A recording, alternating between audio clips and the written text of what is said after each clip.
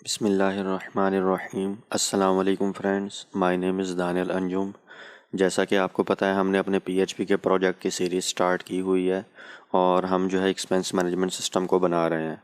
आज हम उसकी नेक्स्ट वीडियो में ये देखेंगे कि हमारे पास अगर हमने जो डेटाबेस के अंदर यूज़र को हमने रजिस्टर किया था उसके पासवर्ड को इनक्रिप्टेड फॉर्म में स्टोर कैसे करेंगे और हम लॉगिन फॉर्म में बना के डेटाबेस में से डाटा वापस गेट करके कैसे लेके आएंगे।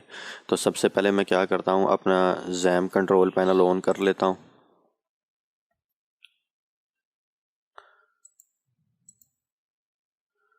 अच्छा, जैम कंट्रोल पैनल ऑन करने के बाद मैं एक बार डेटाबेस को भी ओपन कर लेता हूँ यहाँ पर।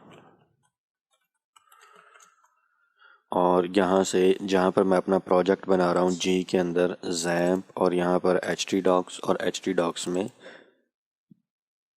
एक्सपेंस वाला जो फोल्डर है इस पे हम काम कर रहे हैं।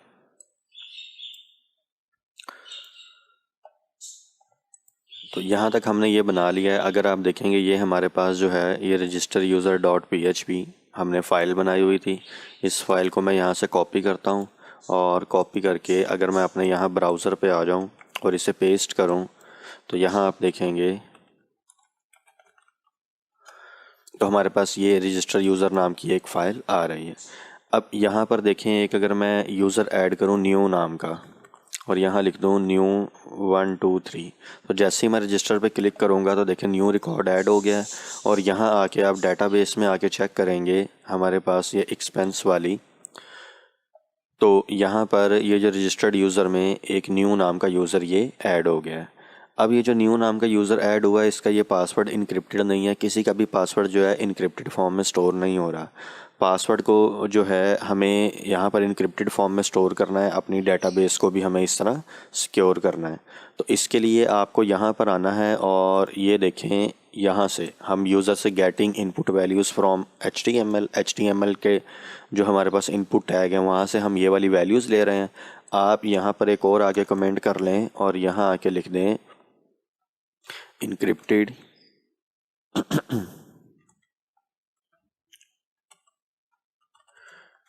पासवर्ड, ऐसे लिख लें। इनक्रिप्टेड पासवर्ड लिखने के बाद ये जो यूज़र का पासवर्ड है ना इसे हम इनक्रिप्ट करेंगे। तो आपको यहाँ पर आके लिखना है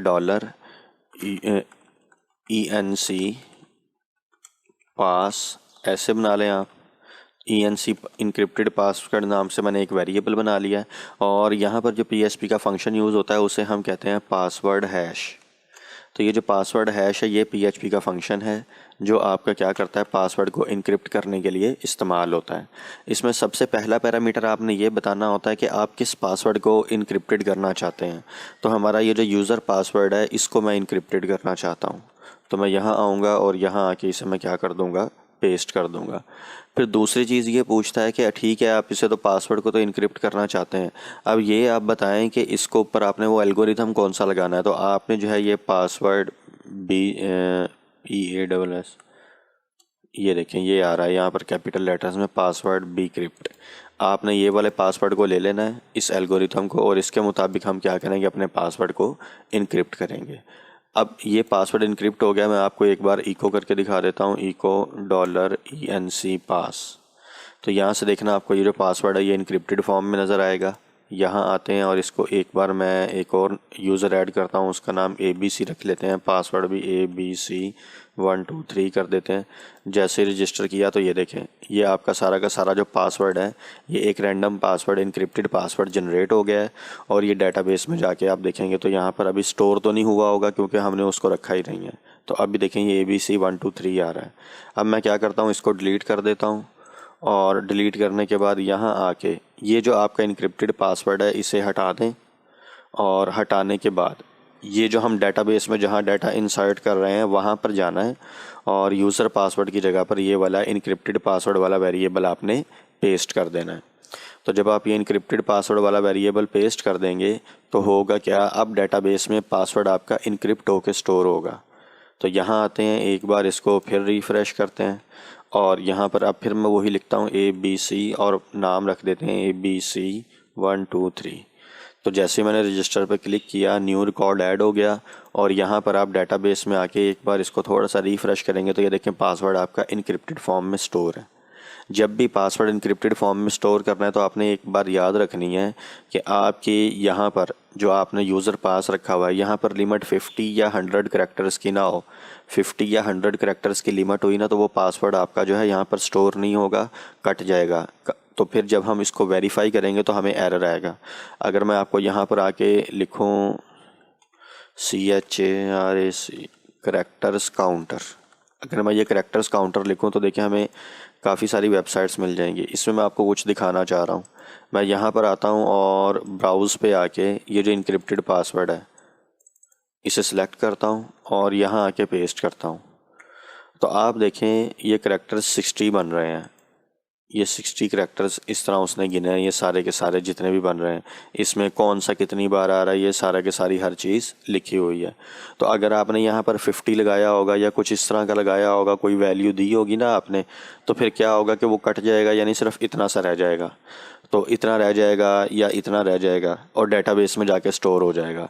और जब नेक्स्ट हम वेरीफाई करेंगे तो हमें आगे वाला हिस्सा मिलेगा ही नहीं। तो इस वजह से फिर क्या होगा, आपके एरर आना शुरू हो जाएंगे। तो ये बात आपने याद रखनी है कि आपने उसको जो पासवर्ड है वो इनक्रिप्टेड पासवर्ड को वो जब भी स्टोर करना है तो आपकी यहाँ पर जो वैल्यू है ना, ये जो स्ट्रक्चर में जाके जो आपके इनक्रिप्टेड पासवर्ड की वैल्यू है ये 50 या 60 नहीं होनी चाहिए, वरना आपका ये मसला करेगा। तो हमने यहाँ से ये देख लिया डेटाबेस के अंदर आके हम अपना पासवर्ड इनक्रिप्टेड फॉर्म में कैसे स्टोर कर सकते हैं। अब अगर आप थोड़ा सोचें, जब आप किसी भी वेबसाइट पर रजिस्टर होते हैं तो रजिस्टर होने के बाद आपको कहाँ जाना होता है, लॉगिन फॉर्म पे आपको जब दोबारा ओपन करना होता है। तो अभी तक हमने तो कोई लॉगिन फॉर्म बनाया ही नहीं है। तो यहाँ से हम क्या करते हैं, ये जो रजिस्टर्ड यूज़र वाली फ़ाइल है, एक यहाँ पर बाहर क्लिक करना है और यहाँ एक नई फ़ाइल बना लें और इसका नाम रख लें लॉगिन यूज़र .php। ये हमने रख लिया। रजिस्टर यूज़र वाले में आए, सारा का सारा कोड कॉपी कर लें और लॉगिन यूज़र वाले में पेस्ट कर दें। तो रजिस्टर यूज़र का जितना भी कोड था सारा का सारा मैं लॉगिन वाले में ले आया हूँ। और लॉगिन वाले में लाने के बाद आपको क्या करना है, अभी आप इसको कॉपी करेंगे तो मैं आपको दिखाता हूँ हमें क्या क्या चेंजिंग करनी है। उसी के मुताबिक आपने भी इसमें आके चेंजिंग कर लेनी है। या तो मैं सारा का सारा लिखता, नहीं तो मैंने टाइम बचाया है, हमने कॉपी पेस्ट करके अपना काम कर लिया। अब जहाँ पर ये रजिस्टर यूज़र लिखा है ना, इसकी जगह पे हम आके लिख देते हैं लॉगिन फॉर्म। ये लिखा है तो यहाँ हम आके लिख देते हैं लॉगिन फॉर्म। अच्छा, लॉगिन फॉर्म लिखने के बाद यूज़र नेम अभी भी हमें चाहिए, पासवर्ड अभी भी हमें चाहिए, नेम आप ये भी चला लेंगे तो चल जाएगा क्योंकि हम एक अलग फ़ाइल पे हैं। और यहाँ पर जो हमारे पास ये है इसे हम यहाँ पर कर देते हैं लॉगिन। इसका बटन का नेम हम चेंज कर देते हैं लॉगिन और यहाँ से रजिस्टर की जगह पे भी हम लिख देते हैं लॉगिन। तो अब की बार आप यहाँ पर आके देखेंगे तो ये देखें यहाँ पर ये लॉगिन फॉर्म आ गया और यूज़र नेम और पासवर्ड एंटर करेंगे और बटन पे क्लिक करेंगे तो वो लॉगिन हो जाएगा। और इसके ऊपर मैं इसे ओके करता हूँ तो देखें यहाँ पर हमारा वो नहीं आ रहा, तो इसमें हम वो रिक्वायर्ड भी लगा देते हैं। ये भी रिक्वायर्ड लगा दिया और ये वाला भी आके मैं रिक्वायर्ड कर देता हूँ। तो रिक्वायर्ड से आपको पता है क्या होगा, तो फिर यहाँ पर भी नहीं लगाए थे तो यहाँ पर भी हम रिक्वायर्ड लगा लेते हैं और यहाँ पर भी आके हम क्या करते हैं, रिक्वायर्ड लगा लेते हैं। तो ये हमने रिक्वायर्ड भी लगा दिया। अब रजिस्टर यूज़र वाले को बंद करते हैं, लॉगिन यूज़र वाले पे आते हैं और लॉगिन यूज़र पे अपना कोड करते हैं कि डेटाबेस से जैसे ही कोई बंदा आए तो हमें इसका चेक करना है।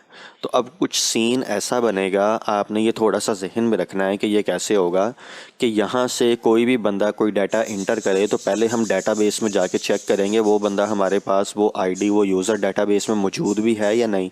तो वो चीज़ चेक करने के लिए आपको यहाँ आना है और ये देखें, ये हमें इनक्रिप्टेड पासवर्ड वाले की अब ज़रूरत नहीं है और डाटा इंसर्ट भी नहीं करना हमें, तो इंसर्ट वाले की भी हमें ज़रूरत नहीं है। चलो ये भी, इसको आप चाहो तो अभी कमेंट कर दो। इसको हमें तो अपने लिहाज से मॉडिफाई करना पड़ेगा या ये सारा ही हटा देते हैं, हमें ये डाटा इंसर्ट नहीं करना। अभी तक हमारे पास क्या है, कनेक्शन बना है, कनेक्शन क्लोज है और इनपुट से जो वैल्यूज़ हैं वो हमारे पास आ रही हैं। तो अब यहाँ पर मैं लिखूँगा क्यूरी, तो उसके लिए हम आते हैं यहाँ पर लिखते हैं $साइन और $साइन लिख के मैं लिखता हूँ लॉगिन क्यूरी। और यहाँ पर क्यूरी अपनी प्रिपेयर करते हैं।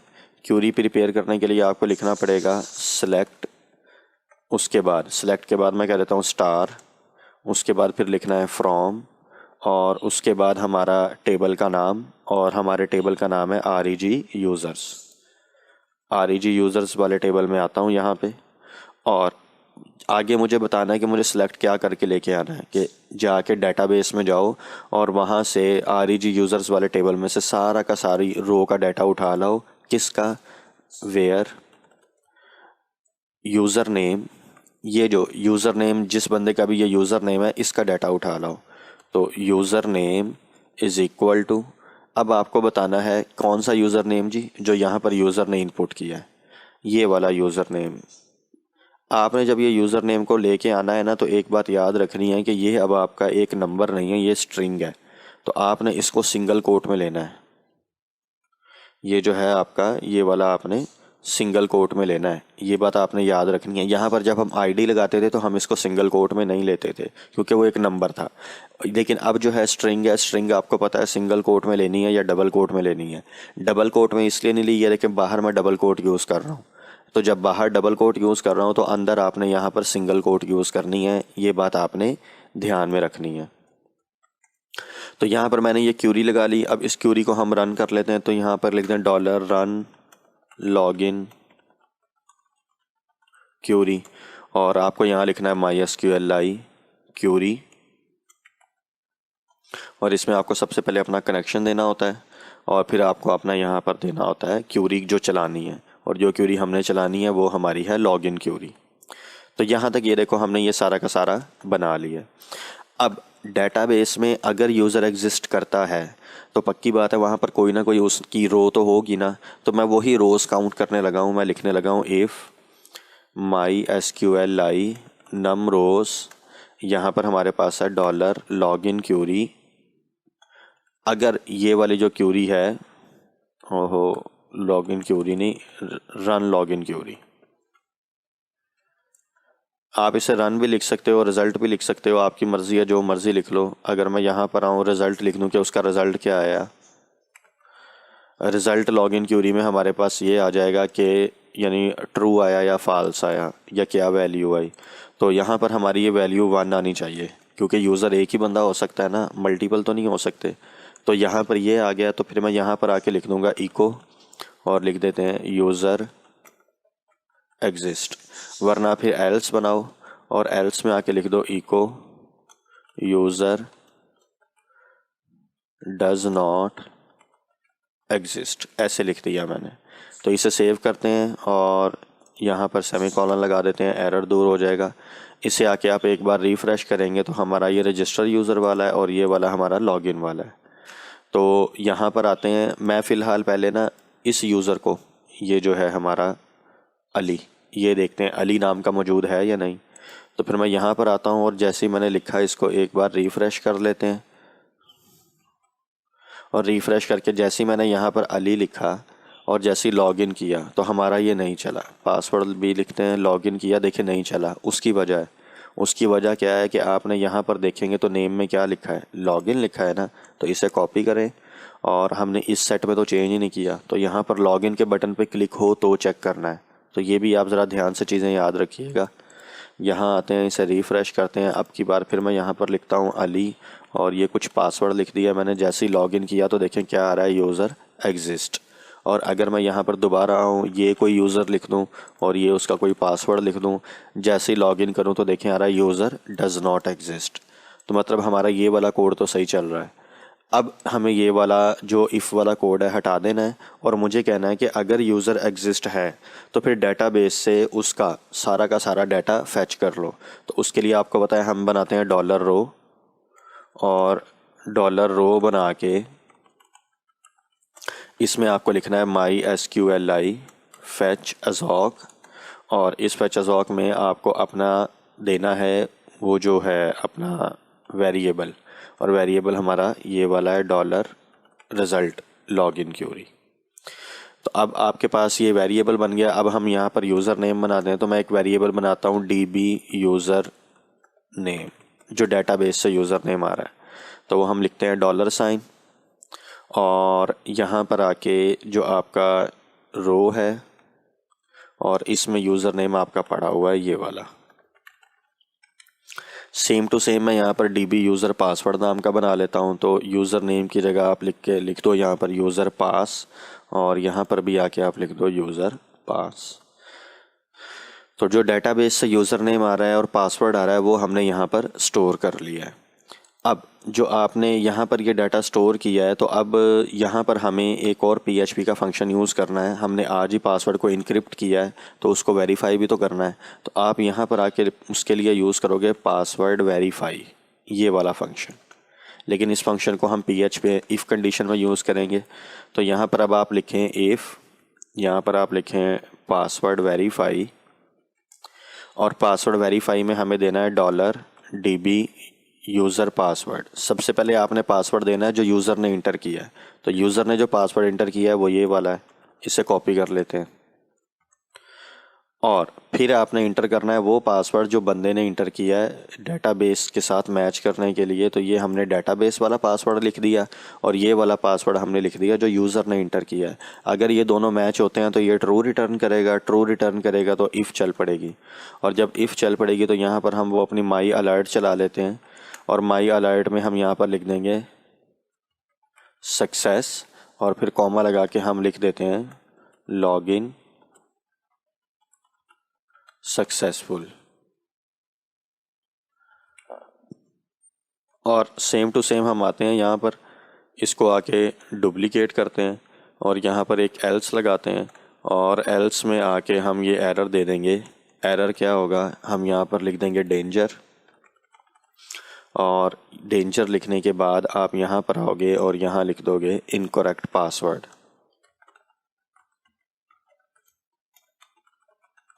तो जैसे ही मैंने ये लिखा, आप यहाँ पर आएंगे, इसे रिफ़्रेश करेंगे। तो एक बात आपने याद रखनी है, अब ये जो पासवर्ड है ना ये कोई भी नहीं चलेगा।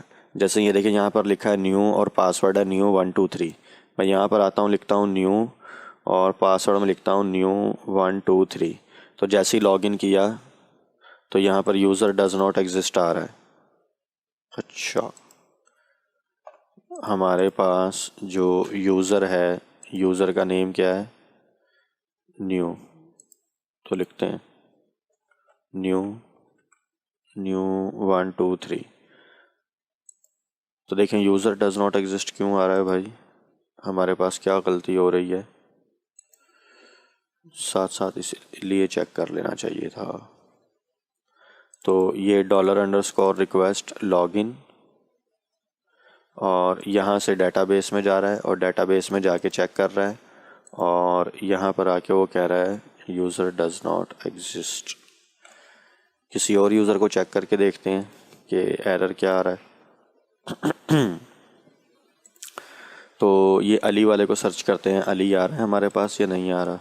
तो यहाँ आते हैं, नेम लिखते हैं अली, और पासवर्ड ये कुछ भी लिख दिया। जैसे ही लॉगिन किया तो देखें यहाँ पर क्या लिखा आ रहा है, इनकरेक्ट पासवर्ड। इनकरेक्ट पासवर्ड क्यों लिखा आ रहा है, हमने कुछ भी लिखा है। अब देखें मैं रजिस्टर यूज़र में आके एक नया यूज़र क्रिएट करता हूँ। यूज़र का नाम मैंने रख दिया है YYY। तो ये आपके पास एक यूज़र है जिसका नाम मैंने रख दिया YYY। इसका जो पासवर्ड है वो मैं रख देता हूँ 1 2 3 4 5। तो जैसे रजिस्टर किया तो न्यू रिकॉर्ड क्रिएट हो गया। तो देखें यहाँ पर आपको एक यूज़र मिल जाएगा, ये YYY का, और ये उसका पासवर्ड है।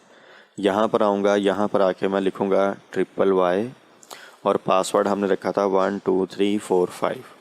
तो जैसे ही लिखा मैं लॉगिन पे क्लिक करूँगा तो देखें लॉगिन सक्सेसफुल। अब लॉगिन सक्सेसफुल करने के बाद आपने इसको यहाँ से मूव करवाना है और यहाँ पर ले जाना है अपनी index.php पे। index.php पे अभी कोई भी नहीं काम किया। यहाँ पर आगे सिर्फ मैं इतना लिख देता हूँ डैशबोर्ड फाइल। तो इसके लिए आपको यहाँ आना है और यहाँ पर आके आपको लिखना है हेडर, और हेडर के अंदर आके आपको लिखना है यहाँ पर लोकेशन, और यहाँ कर देना है index.php। इस फाइल के ऊपर आके इसे ले जाओ कि अगर पासवर्ड वेरीफाई हो जाता है तो अब की बार आप देखोगे यहाँ मैं रिफ़्रेश करता हूँ, मैं दोबारा यूज़र का नेम लिखता हूँ YYY, और यहाँ आके लिख देते हैं 1 2 3 4 5। तो जैसे ही मैं लॉगिन करूँगा तो आप देखेंगे हम डैशबोर्ड वाली फ़ाइल पे आ गए हैं। और यहाँ से हमारा अब यहाँ से हम अपना डैशबोर्ड का कोड शुरू करेंगे और यहाँ से इस डैशबोर्ड को थोड़ा सा जो है अपने लिहाज से जितना का हो सका अच्छा बनाएंगे, क्योंकि मैं फ्रंट एंड पे नहीं बैक एंड पे ज़्यादा ध्यान दूंगा, तो जितना का अच्छा हो सका बना लूँगा। और बाकी वरना आप फिर ख़ुद भी इसको जो है फ्रंट एंड के तौर पर बना सकते हैं। तो यहाँ तक की वीडियो में हमने ये देखा कि आपके पास अगर PHP में पासवर्ड को इनक्रिप्टेड कैसे करते हैं, उसके लिए कौन सा आपका फंक्शन यूज़ होता है। वो जो हमारा फंक्शन यूज़ होता है वो हमारा होता है यहाँ पर आके ये पासवर्ड हैश, ये वाला फंक्शन यूज़ होता है इनक्रिप्शन के लिए। और इसमें ये काफ़ी मेथड होते हैं, आपने ये वाला मेथड यूज़ करना है। ये देखें, ये इस पर लिख के भी बता रहा है ये वाला। और उसके बाद जो है आपके पास ये जो है यहाँ पर login.php में आएंगे तो हमने देखा कि आप यूज़र को लॉगिन कैसे करवा सकते हैं। और लॉगिन करवाने के बाद फिर आपने ये भी देखा कि इसमें पासवर्ड को मैच करना हो तो हमारे पास ये पासवर्ड वेरीफाई फंक्शन है, जिसकी मदद से हम क्या करते हैं, पासवर्ड को मैच करवाते हैं। तो उम्मीद है यहाँ तक कि आपको समझ आई होगी। इंशाल्लाह नेक्स्ट वीडियो में मुलाकात होगी, तब तक के लिए अल्लाह हाफ़िज़।